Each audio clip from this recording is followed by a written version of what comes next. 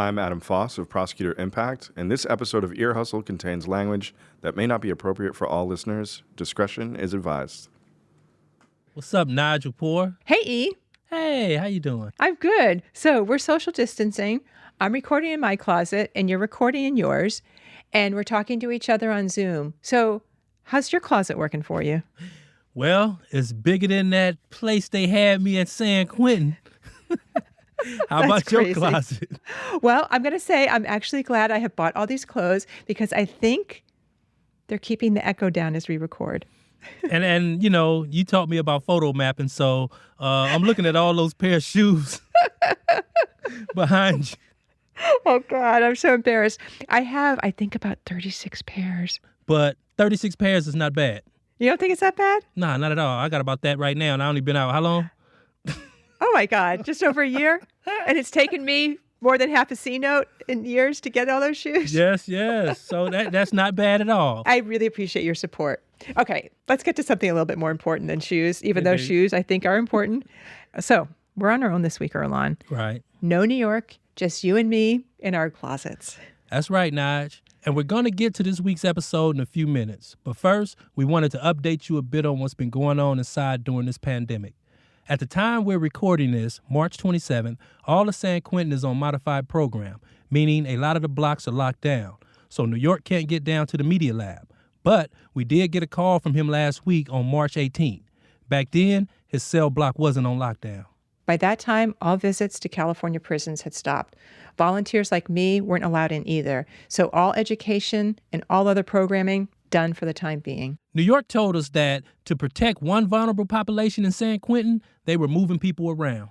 They moved 25 youngsters to H Unit, and they moving OGs to North Block from H Unit, so they can be safer.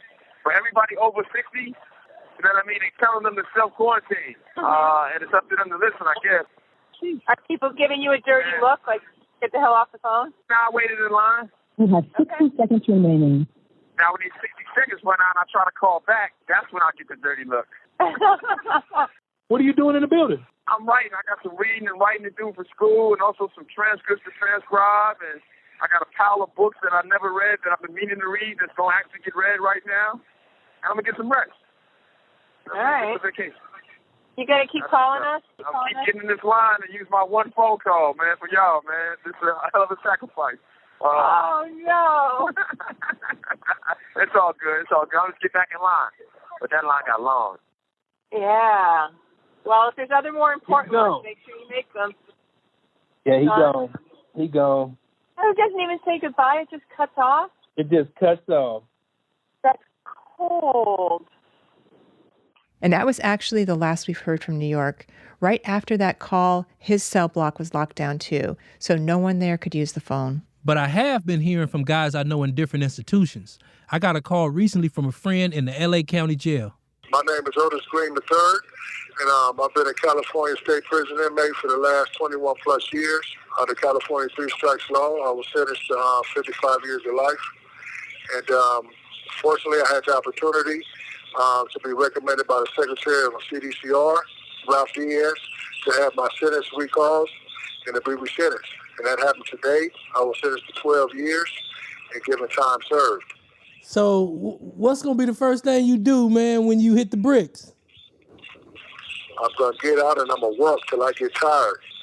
So there's nobody to tell me I can't go there, I got to come back, or this is out of bounds. I'm going to just walk till I'm tired.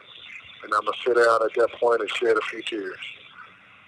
Otis expects to get out any day. And obviously, he's returning to the outside world at a pretty crazy time.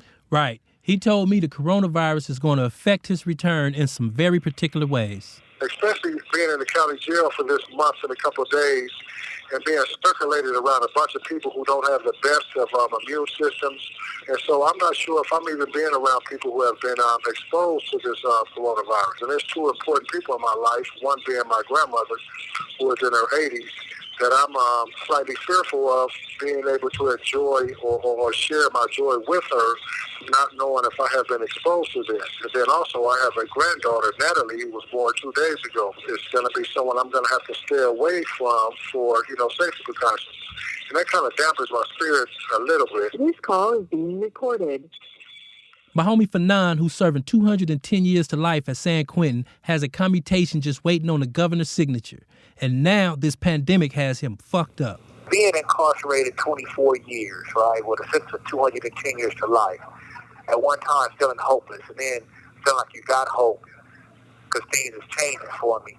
Then to have this deadly virus going around, saying, damn, is this the way it's going to end? Am I still going to die in prison? So you get to thinking about that, your end times, you know. If we look at biblical prophecies, these are in biblical prophecies, like, of immoral laws that God just wipe out everybody. It's like, dang, like right now we're in a hopeless situation. They can just lock us up and keep us in a cell. Man, yeah, because, social distancing is kind of hard in there. Now that's impossible because, you got 6 feet on each side. It's not even 6 feet between you and your cellie or your next door neighbor. You can't do social distancing. We also talked to Miguel Cifuentes before West Block lockdown. We asked him what the mood was like in there. It's kind of like a helpless thing, right? Like a resignation. You can't do anything. And then people go about their daily lives, right? Even though we can't go to groups, people still hang out on the tier. They're still on the bars like we used to do, right? Like in front of the cell. Right. People laugh and talk about old times, and people talk about how crazy it is, right? Like, I think underneath that, though, is fear.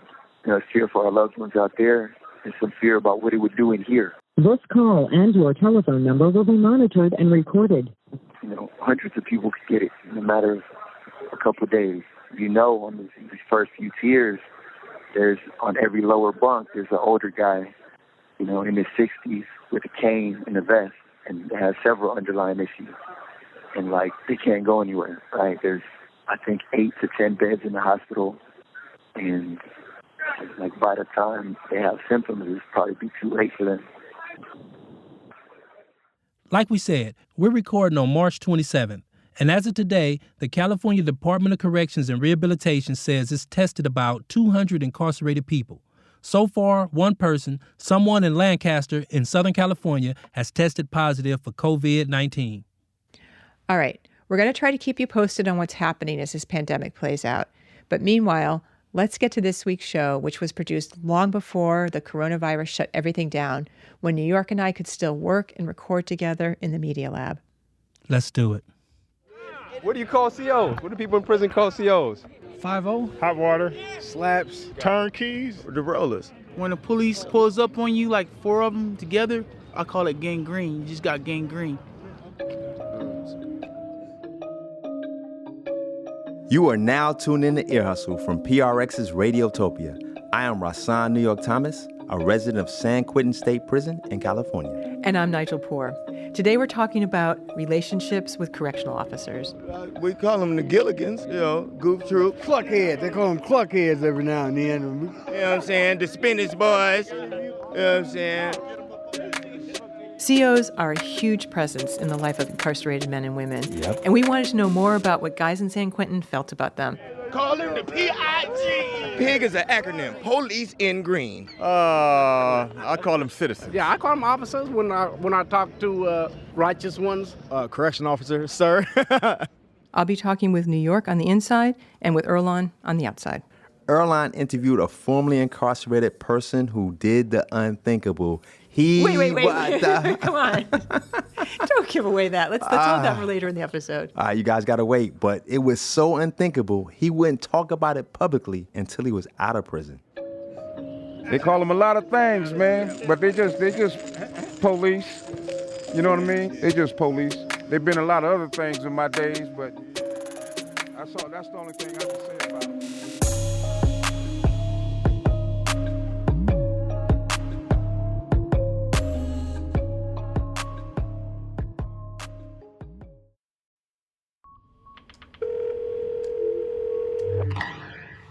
So, Mom, before we even begin, I got a special request. What's the special request? I personally don't call people in prison inmates, so can I get you to call them incarcerated people when it comes up? Uh-oh,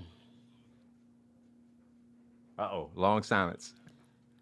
No, I mean, I hope I remember because, y'all was inmates for about 25 years when I was doing jail time. So, incarcerated peoples. Incarcerated people, yep. Okay, incarcerated peoples. All right, New York. I can never get over this. Your mom was actually a CO. She was a CO in New York City on Rikers Island. And she retired a 3-star chief, 2 levels from the top. Oh my God, she really went up in the chain there. She was way up. So she was actually a CO when you and your brother were growing up. Yeah, but we never talked about it. Not when I was a kid, not when me and my little brother started getting in trouble with the law, not even when we were both on Rikers Island. And Wait a minute. You're saying that when you were on Rikers Island, your mom was also working there? Yep, but because we're family members, they would keep me in a different building. But she definitely was a captain around that time. Man, I didn't realize that she worked there at the same time you were there. I never thought you crossed over. Yeah, even all these years since I've been in prison, we didn't talk about it. Until recently, when we called her from the media lab, that was the first time we had a conversation about it. And she was at home in Queens, and she told me what it was like to be working as a CO when me and my brother were getting arrested. And she told us that when she was working in corrections, as a courtesy, when either you or your brother got arrested, somebody from the jail would actually call her and tell her what building we were in. The first few calls, it was upsetting. After that, it was annoying because I didn't want to be disrespectful to the person that was calling me, but I wanted to tell him a lot of things. Well, my 2 sons are not victims. They are volunteers. So by volunteers, your mom meant that you and your brother had advantages that she didn't see other kids in the neighborhood having. Yeah, we took those for granted. And so in her eyes, that made our crimes inexcusable. Brownsville was hard, but unlike some of the people in Brownsville who had parents that were on crack, in jail, didn't have food in their house, didn't have the clothing they needed, you were an A student. The average inmate in jail, 5th grade reading level, that didn't apply to you or your brother. You didn't understand what you had compared to other incarcerated people. Okay, New York, your mom is one tough person. She had to be tough. She was playing both the role of my mom and my dad. Plus, she was a CO on Rikers Island, which is a freaking zoo, especially back in those days. And so not only did my conduct embarrass her, Nigel, but she had to worry about me every time somebody got attacked. Oh, truly. And that happened a lot. And then she's probably wondering, was I a victim or was I a perpetrator? And so she had to be tough, man, just to keep from worrying herself to death. Did New York ever see you cry or get upset about his behavior? No, because usually when New York would never really see it too much because I'm coming down to a courthouse or to a jail. So as a correction person, you're not crying in no jail. Whether you're an officer, captain, whatever, I'm not going there and crying in front of other officers. And I'm generally not going to cry in the courthouse. So I'm going to cry at home.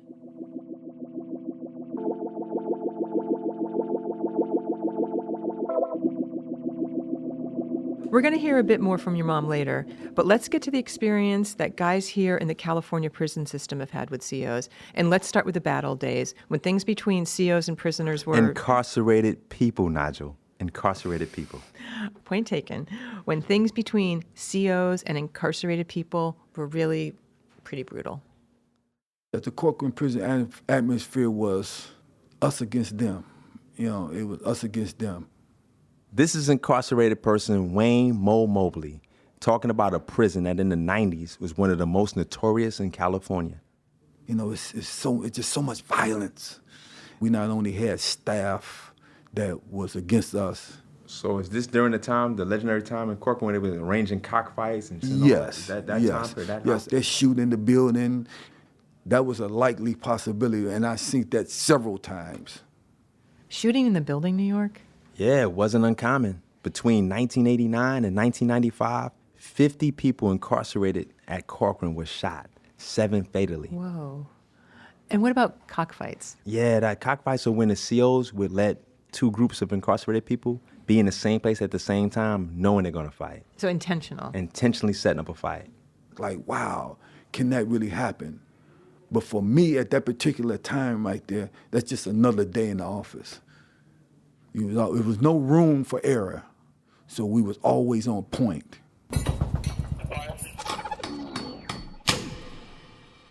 Back in the day, there was another kind of intentional fight, but this one was actually between COs and incarcerated men.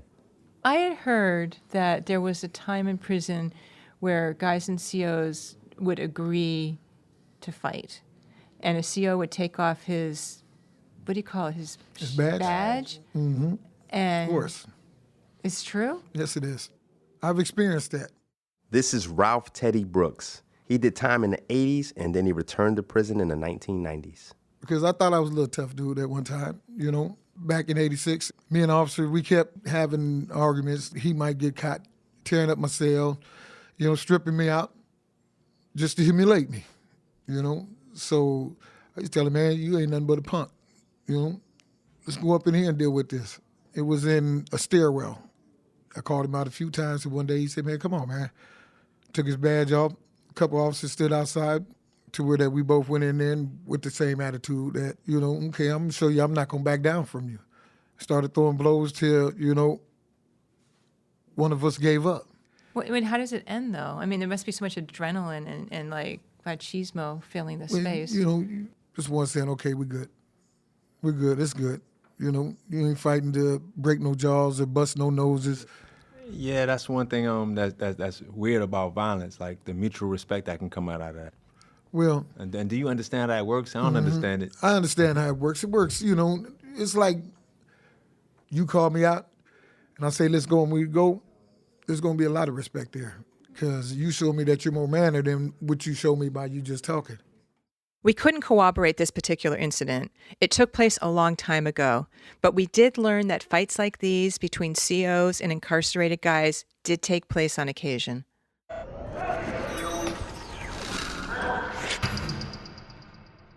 I'm laying in my bunk, it's like 5 o'clock in the morning, and here comes Warden K.W. Prunty. I'm like, man, what you want? Ain't you the warden? He like, yeah. I said, man, what you want with me? He didn't open up the tray slide now, and he's telling me, cuff up. This is Charles Ahmad Duran. In 1995, he was in Calipatria State Prison in Southern California. He was an East Coast Crip, and that morning, the warden wasn't just getting him out of his cell, he was rounding up all of the members of that gang. And Charles had no idea why. We get out into the front of the building, and they strip us out right then. They give us jumpsuits. They got the bus pulled right up at the gate on the yard. A bus pulling up on a yard is highly unusual. Normally, everyone gets processed through the receiving room, so in this case, something was really up. So I get on the bus. It's 36 of us. He gets on the bus, the sergeant, and he says, look, man, I'm not no regular sergeant. He said, I work for the Director of Corrections. He said, you guys are all going to Corcoran SHU, pending investigation. Here's what was happening. In Calipatria, 8 COs had been stabbed by 5 East Coast Crips. And luckily, no one died, but it set off a crazy chain of events that later made headlines. All the East Coast Crips in Calipatria, even the guys from other yards who could not have been involved in the stabbing, were put on a 6-hour bus ride to Corcoran. When they arrived, Charles realized what was about to happen. And it's like 80 cops out there. They got their name tags covered up. They got their gloves on. They got towels around their necks. They're out there shadow boxing and stretching. When the bus stops, you know, we tell them, like, look, man, we already know what time it is. You know what I mean? Take the cuffs off, and we just, you know, let it happen how it happened. They don't want to do that. This was not going to be a cockfight. Nope. Nor was it going to be a fair fight between a CO and an incarcerated man. No, the COs had something else in mind. So sergeants from Corcoran, they get on the bus, and one of them says, which one of these big bad East Coast Crips is the baddest? And the other points at my boy Tripbox. He said, get him. You know, he's got the biggest mouth. He's the one that's been doing all the talking, right? When they get him off the bus, all them cops rush him.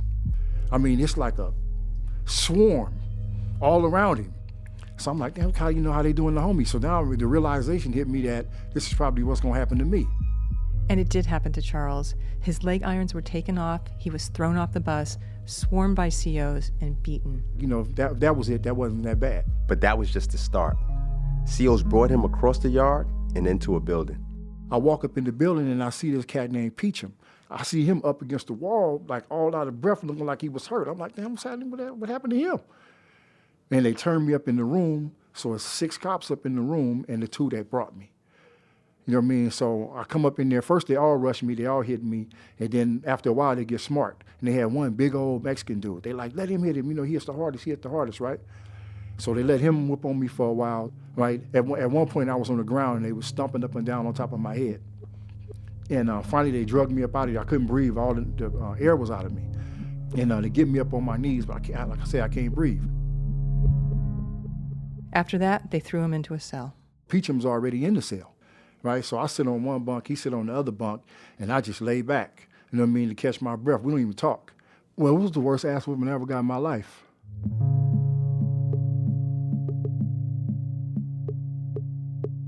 This incident made news. There were lawsuits, and the men beaten by the COs won a settlement. The California Department of Corrections took action. 8 of those officers were fired, although after an appeals process, 5 were reinstated. This was an epic case of violence between incarcerated men and COs, a notorious incident. But it has to be said that aggression between COs and the incarcerated is not a one-way street. It goes both ways. And more often than not, it's on a much smaller, more intimate scale. Well, what were you like when you first came to prison? It was like I was a 24-year-old man with the mind of a newborn child. This is Reggie Thorpe. He is now 44 years old. It's like I just got pushed out of a womb into a whole nother world. I never been in prison, and I didn't know how to operate in this world. I had a bunch of time, 50 years to life. I was just young, scared, and full of energy and angry. Reggie started focusing his energy and anger on one specific CO who worked up in a guard tower inside the cell block. This CO was a woman, and she carried a semi-automatic rifle. A Ruger Mini 14. Describe the first time you saw Miss Banky. Oh, wow. It was this little lady, man. I think she was like 5'1", 5'2". She looked like a little kid. I was like, man, who was this little blonde lady working up in this tower? I used to always want to get out of my cell, and then she'd tell me to go back in, and I'd storm back in the cell, and I'd get mad. And I'll start yelling and kicking on the doors, calling her bitches. And she would just look at you. She wouldn't blink sometimes. She just had this stare. Like you could see that she was no nonsense. Can you remember any of the things that you would be yelling at Miss Banky? I just really call her a bunch of bitches. Punk bitch. But just over and over again? And then fuck you, yeah. And kicking on the doors. But I was doing it for hours, though. Why her? Because I would imagine a lot of COs enforce those rules. But was there something about her in particular? It was just, I guess it was her stare. She just look at you with that Mini 14, and she would just look at you like, yeah, it's time for you to go back to your cell. So, yeah, what was that look saying to you? It was like, fuck you. Go back to your cell. You ain't got nothing coming. I don't care about what you got going on. Go back to your cell. And it was all the time. She would just have this stare. I can clearly recall how she would just look at me when I would just be kicking on the doors and screaming. She had just had this look like, you're not doing nothing to me. It don't bother me. You know what as you're describing it, what I'm seeing in my mind is a very strict mother not giving in to her child's temper tantrum. That's exactly what she was. And I was acting an ass, Naj. I'm talking about kicking and screaming, like really going ballistic up in that cell. I was like, because right now, even thinking about it, it's like, dude, you was really fucked up. It was something wrong with me back then. This went on for a long time until Miss Banky was eventually transferred to a new position. After she left, Reggie slowly cleaned up his act. Basically, he grew up. Yeah, he grew up, and he started behaving better. He started getting fewer write-ups, and after many years of improved behavior, in 2018, he was transferred to a lower-level prison. And they gave me a job assignment to go work in a vocation. And as I'm on my way down to my job assignment, I see her. How many years apart from when you terrorized her to when you saw her again? Probably like 15-year span. Did you think about her? No, I didn't. I didn't think about her until I seen her again that day.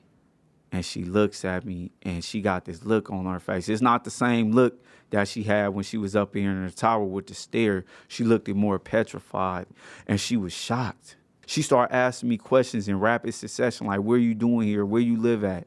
I'm telling you, man, I was overwhelmed because when I seen her face, all them days and weeks of kicking on that door and screaming at her just came all in one rush. I told her, I was like, man, I was an asshole. I had to reassure her that I'm no longer the same person I was back then. And it was a blessing being able to see her. She said she hated coming to work because of me. And I didn't know that. I didn't know I was tormenting that lady that bad. She said them years that I stayed in that tower while you was there was probably my worst years I ever did working in this prison. She said she used to wake up in the morning and her day was thinking about, man, I got to go deal with this knucklehead. I don't know if she's all the way healed from that, if she's having nightmares. I don't know that.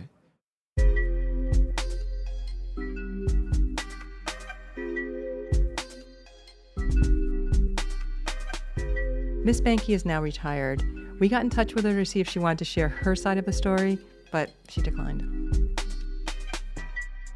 Astute listeners may have noticed that with the exception of my mom, we haven't heard from any COs in this episode, which is all about COs. I know, New York, that is crazy. And I've got to say that we have been trying for years to get COs to talk to us, and we've only gotten like one or two, and it's just been brief, right, on previous episodes. And even if they're retired, like Miss Banky, they still don't want to talk to us. I know, it's really tough. Now, the only exception so far has been... my mom. Yep, Mom. Was it a fulfilling job? And if so, what was fulfilling about it? Okay, most COs, I would say, thinks it's the worst job almost ever while they're working it, and think it's the best job ever when you're retired. I mean, that's the simplest way to put it. But actually, too, a lot of it depends on where you work at. If once you get out of the housing area with the day-to-day inmate contact, the job is like almost like any other job.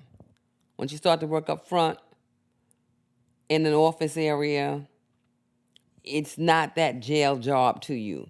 You're providing services for the inmates, but your daily contact with them is different.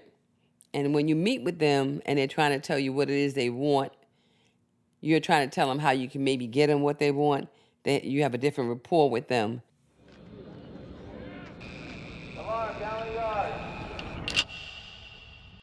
What prison did you start your time at? Wasco. And what was the relationship like between incarcerated people and the correctional officers? None. There was none whatsoever. It was like, if you seen them, you don't even look them in the eye. Just look down, look away, and just follow direct orders. Otherwise, don't pay any attention to them and don't try to initiate any kind of conversation whatsoever. This is Jesse Ayers. He's been on the podcast before doing stand-up, but this story ain't comedy. Jesse was transferred from Wasco to Avenal State Prison, and that just happens to be halfway between San Francisco and LA. It also happens to be close to where Jesse grew up. That's right. He was practically in his old neighborhood. Back on the block, this time the cell block. And a lot of dudes I knew from school, played baseball with, football with, knew from the neighborhood. You know, the ones who didn't get into gangs, the ones who didn't get locked up, you know, they became farmers, worked at Walmart, went to the military. Some of the ones who came home from the military got jobs in the prison. Jesse thought he might know some of the COs at Avenal. And if he did, he planned to mix in a little business with the reminiscing. You know, I was still in my criminal behavior at the time. I was still addicted to drugs, and I'm thinking that I'm gonna win when I see one of my friends. You know, I'm gonna pull up old memories. I'm gonna use this as leeway to get, you know, something brought in. And soon enough, he found out there was a CO that he knew from when he was 14 years old. So I went over to the podium where he was, and I see his name tag, and he looked up at me, and I was like, this shock hit me, and I called him by his first name, and I said, hey, man, I just wanted to say hi. And he put his hands up, you know what I mean, like I had a gun out or something, and he started backing away from me, going, hey, I feel uncomfortable, please step away from me, and he signaled his partner, and he goes, tell him to get back, and his partner told me to get back, and then my stomach sank, you know, I'm already high, I'm like, now I'm feeling sick. And I just walked back, and I just felt like, I don't know, I must have looked like a ghost, like all the blood just rushed out of my face. So I went back to my my little dorm area, but I just sat there thinking, like, what's gonna happen? What's gonna happen?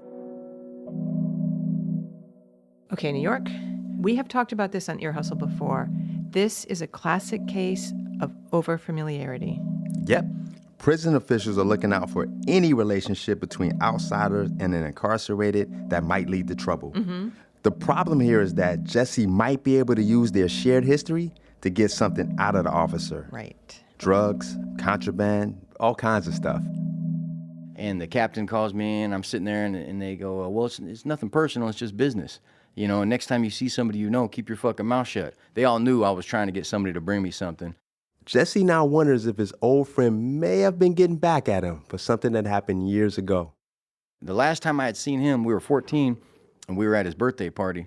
And it was just kid stuff, you know what I mean? He was turning 14, and all of his cousins were in the room, and I hit the lights. I said, 14 seconds, and everybody just beat on him.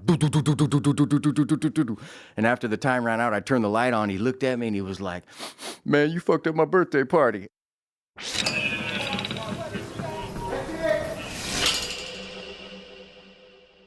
My own personal rapport with officers was basically I didn't talk to them, they didn't talk to me when I first came in. No trust between me and the officers. Juan Carlos Mesa has been incarcerated for almost 25 years.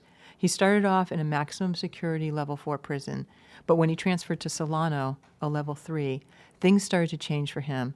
For one, he got a prison job. I ended up working for 2 officers. One was Officer Overstreet and one was Officer Hunter. And they were my bosses. I worked as a porter in the block. So I work every day. I come out, I do my job. He asked me to do something, I do it. There was never any argument. Then one day this officer pulls me into the office. What's going on? What I do wrong? You know, everything goes on in my head like, okay, am I going to get beat up? What's going to happen? Because, you know, all these stories we tell ourselves in prison, like, it's about to go down. And I'm scared. And I'm sitting there and I'm looking at these 2 officers, and they kind of like, they take a good second to pause. And then Overstreet goes, calm down. There's nothing going on. I said, oh, what is this? What is going on here? He's like, Mesa, do you not like working for me? I said, what do I not like working for you? What do you mean, do I not like working for you? He goes, well, you don't ever talk with me. I said, well, no, I don't talk to cops. I don't trust you. You know, y'all have set people up in the past and things like this. He looks at me and goes, well, not all officers are like that. And he goes, well, just give us a chance, you know? So Carlos did give him a chance. And after a while, he began to develop a rapport with Officer Overstreet. I know this may sound silly, but if anybody ever seen like The Simpsons, where the bully kid's like, Papa? Right? When he go by for count, me and my cell would yell, Papa? But, you know, as much as we joked, he was really like that figure in my life because he was older than me. This officer had a bald head and a handlebar mustache, and he was very much looked like Yosemite Sam in so many different ways. And so one time, I had this paint set, and I had found this cutout of a Captain Crunch hat, and I painted it all blue with a nice gold big C on it, right? And it was about, I'll say, maybe 2 feet wide, maybe 2.5 feet wide, this big old blue hat. And I handed him this bag. He's like, I don't know what's in the bag. I said, just take it, man. Take it. And he's like, what's in the bag? So eventually I'm like, just take the bag. It's nothing stupid. So he takes it and he has his hat and he's looking at it. He looks at me. He goes, man, get out of here. You know, fool. So roughly about, not that day, but the next day, here comes this officer with this Captain Crunch hat on doing count. Oh, man, I fell out laughing.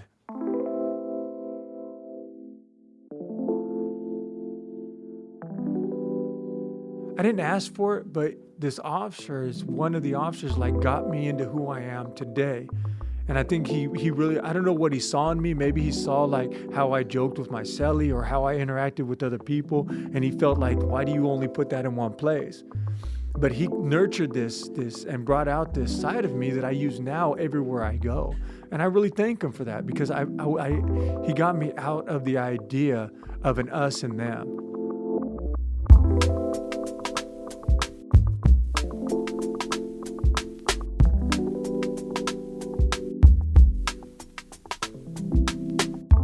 So New York, this just sounds like normal human interaction. Yeah, like with your uncle or something. Exactly. But Like we heard from Jesse, there's a lot of risk in any kind of friendly relationship between a CO and the guys inside, because even the appearance of overfamiliarity can lead to a problem. For some guys inside, a friendly relationship with a CO can also look very suspicious. Right, so it's not just the administration that worries about it. Not just the administration. Guys on the yard, like, what are you doing over there? What are you talking about? Why are you talking for that long?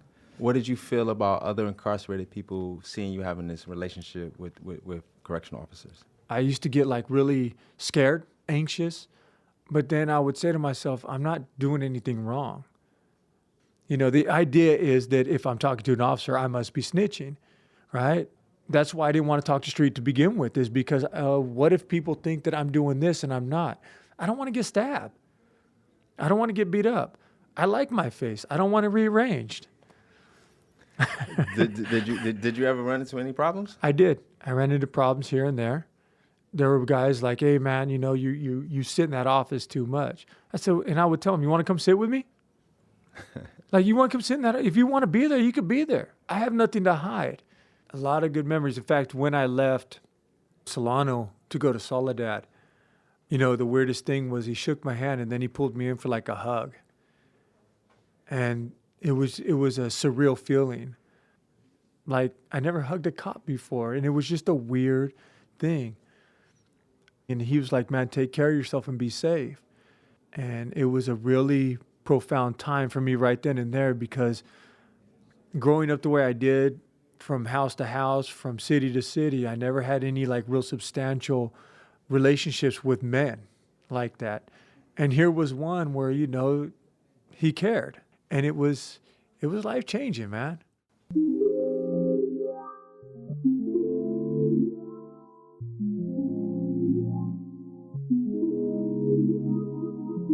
Next, we're going to go outside the prison to talk with another Carlos. This Carlos is a former resident of San Quentin, and he told us about something that happened when he was still incarcerated. Yeah, he did not want to talk about it while he was still inside. But now that he's out, I guess he feels like there won't be any repercussions for him. I'll be back with our co-host Earlonne Woods after the break.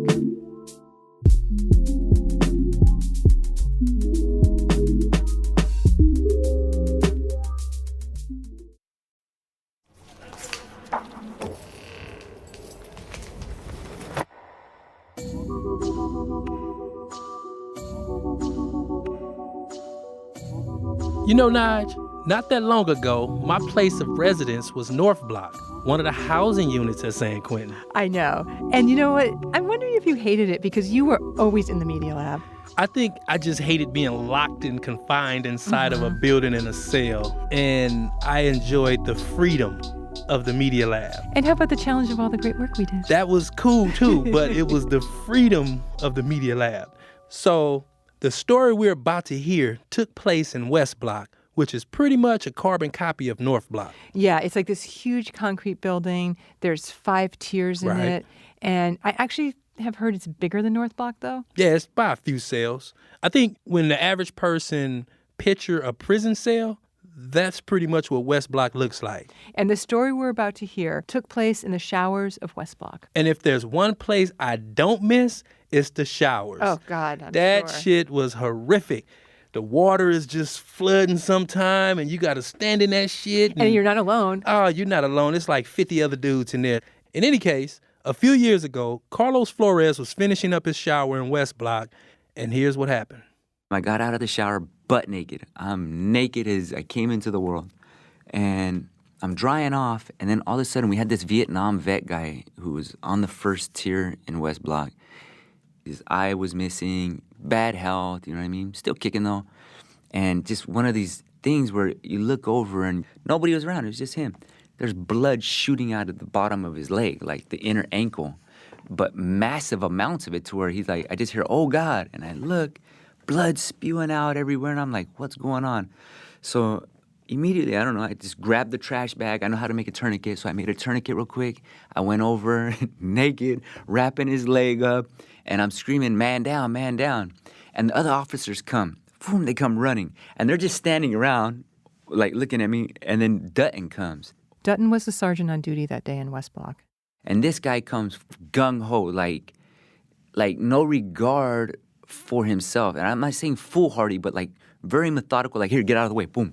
Took a towel, my brand new towel, it was brand new, and compresses this artery that had clearly busted through his skin somehow and was just holding it. Anyways, I stood back. I was just like, wow, blood was pumping everywhere on his suit and whatnot. And I was like, wow, that's crazy. This guy's like really into it.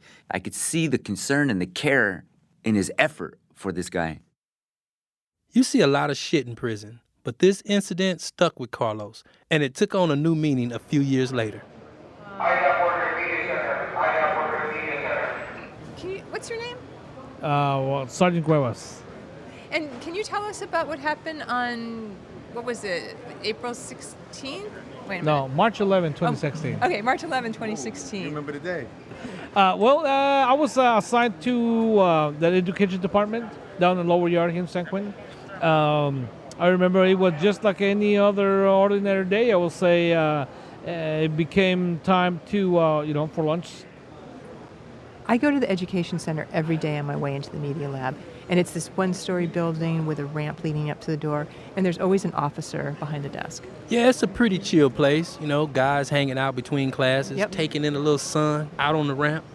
I remember I was eating, and somebody came by and wanted to ask me a question. I turned around to face them and wanted to probably talk at the same time as I was eating and chewing and stuff. So I was eating rice and a piece of steak, and I remember that piece of steak kind of got stuck in my throat.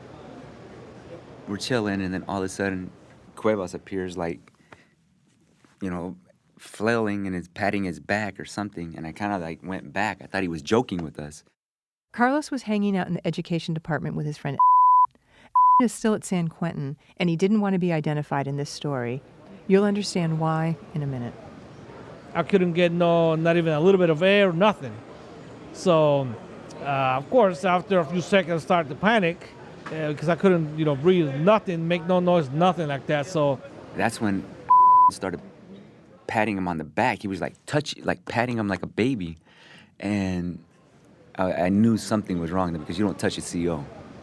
I was really panicking this time. We couldn't even gasp for a little bit of air or nothing. So I kind of fell on my knees a little bit because I was ready to pass out. So that's when I felt somebody hit me in the back really hard.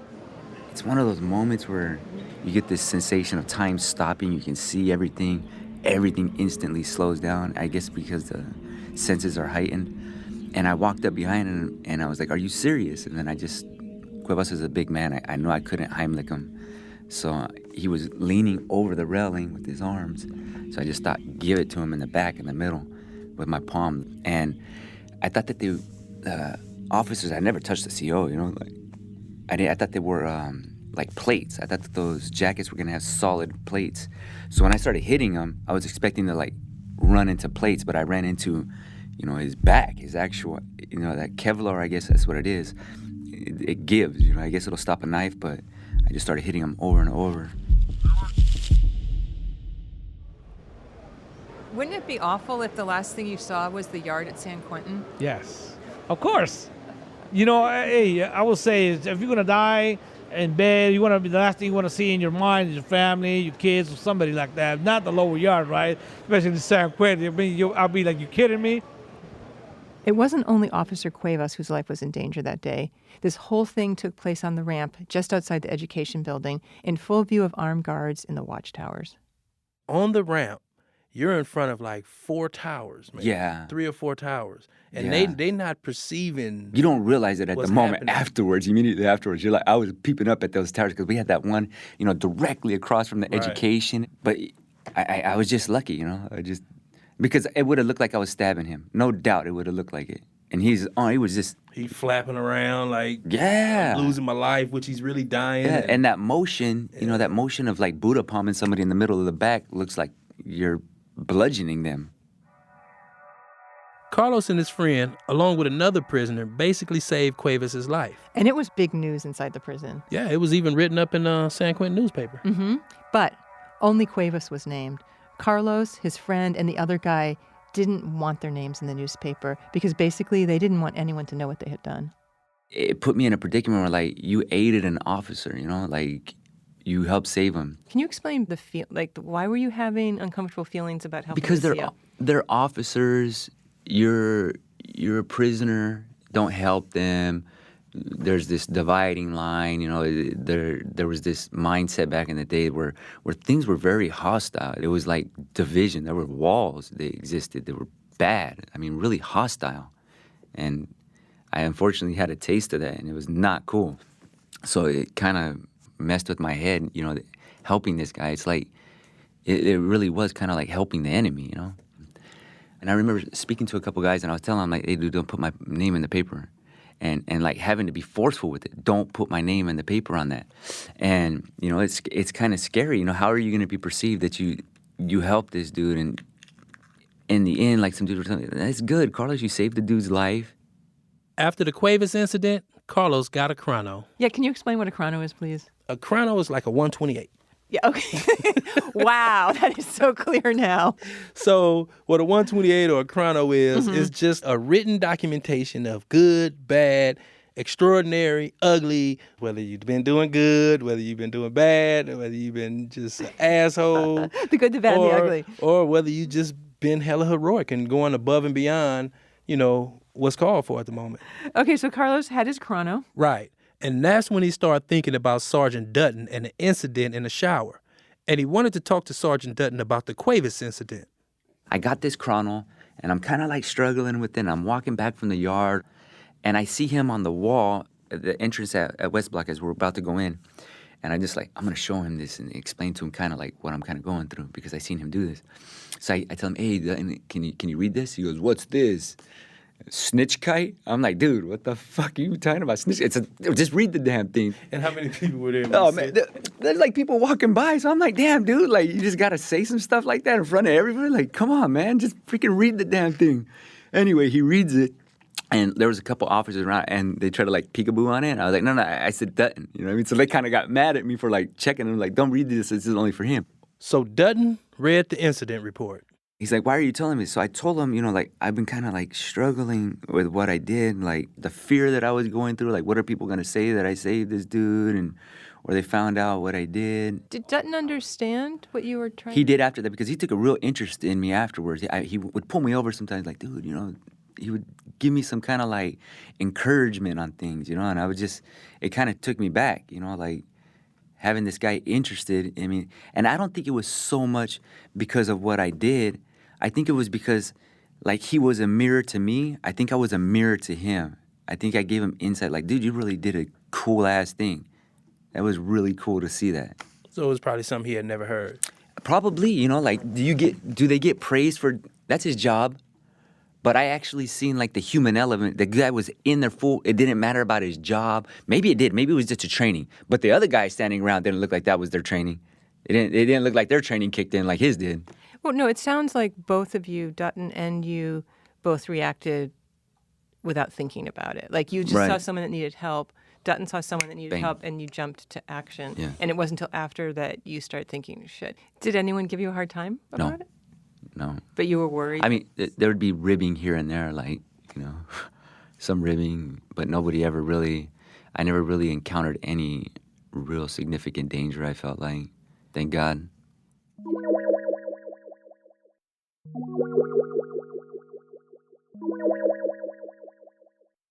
So, E, do you know Sergeant Dutton? I don't think I do, no. Okay, I didn't know him either, but I really wanted to interview him for this episode after we talked to Carlos. And guess what? He was happy to come sit down. You've been out of San Quentin too long if you think that was the case. So he didn't want to talk? Nope. I went up to try to find him in West Block, maybe like 4 times, and finally I reached him. What? He debriefed? Well, he agreed to talk to me. Okay. And that we could discuss his conversation, but he absolutely would not get on the mic. Progress. It was progress. It was progress. And he didn't exactly remember the conversation. And when I told him about how important it had been to Carlos, he was clearly touched by it. I said to him, obviously you really care about your job. You really care about the guys inside, and that you have some kind of, I use the word sympathy. And he very quickly said, it's not sympathy, it's empathy. Like, I experience empathy, and I see the guys inside here as people. And so when somebody needed help, I didn't think twice. I just jumped in and helped. And that's kind of unusual. But even talking about having empathy is difficult for COs.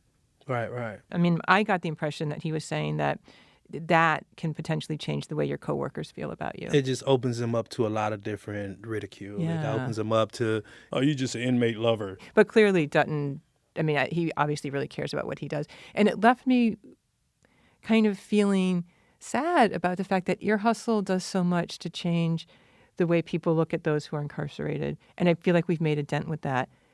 We do not seem to be able to break down the wall of talking to people that work there, and they're an important part of the story.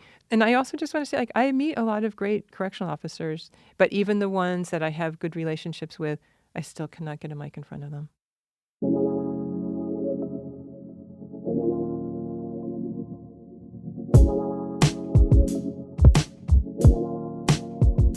Ear Hustle is produced on the inside by Nigel Poor, Boss Lady, Rasan New York Thomas, and yours truly, John Yahya Johnson, and my man, Pat Mesiti Miller. And on the outside by Earlonne Woods and Bruce Wallace. What up, Bruce? What up, E?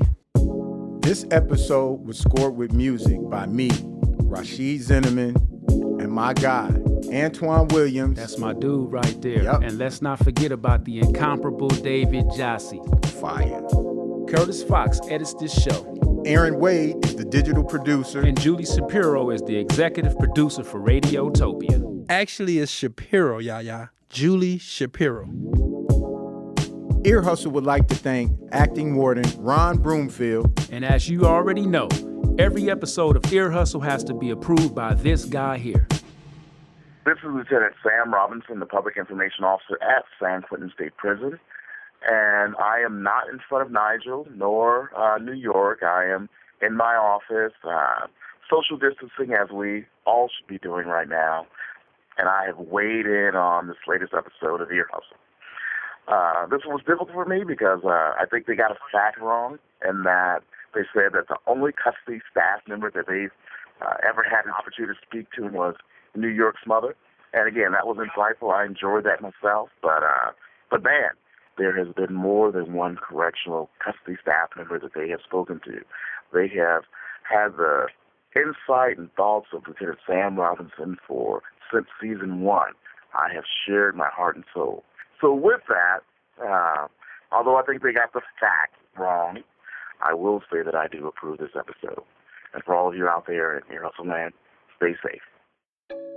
This podcast was made possible with support from the Chan Zuckerberg Initiative, working to redesign the justice system by building power and opportunity for communities impacted by incarceration.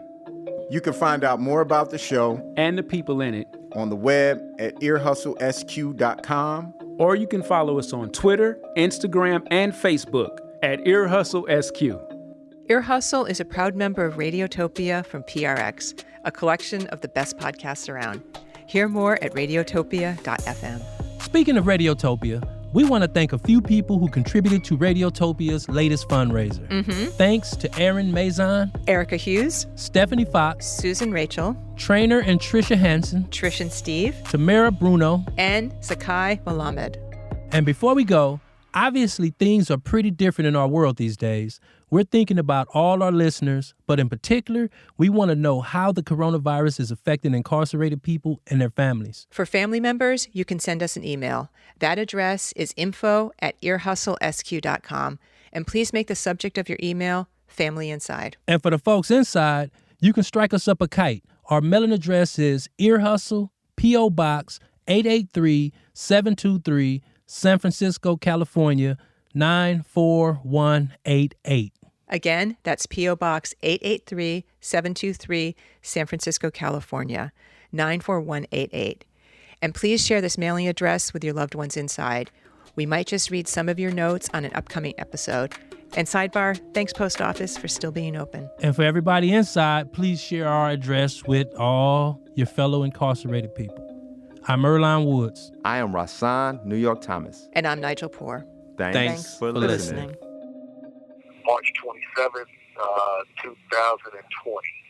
My name is Fanon Fickers, and the Governor Gavin Newsom just commuted my sentence from 210 years to life. And I'm appointed to go home in 5 days. Thank you, Mr. Gavin Newsom. I have to do a whole lot differently because my mind is clear and I'm ready to live life as a man. man supposed to live, man. And make my mother proud, man. How she felt? Make my mother proud of me, brother. She was crying. You sound like you crying. Good. Yeah, I am, brother.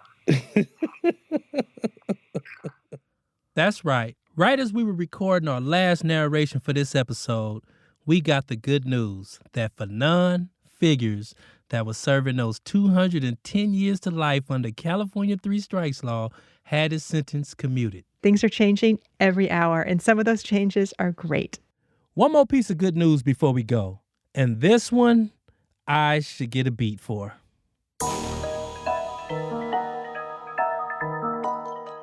David Jazzy, whose music you're hearing underneath me right now, was also on that list of commutations by Governor Gavin Newsom.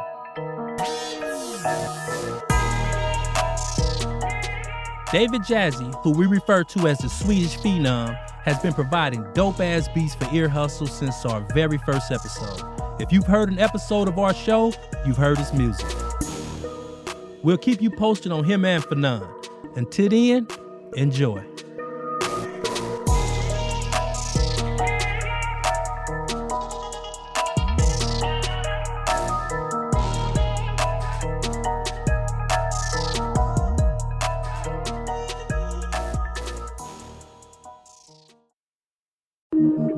Radiotopia.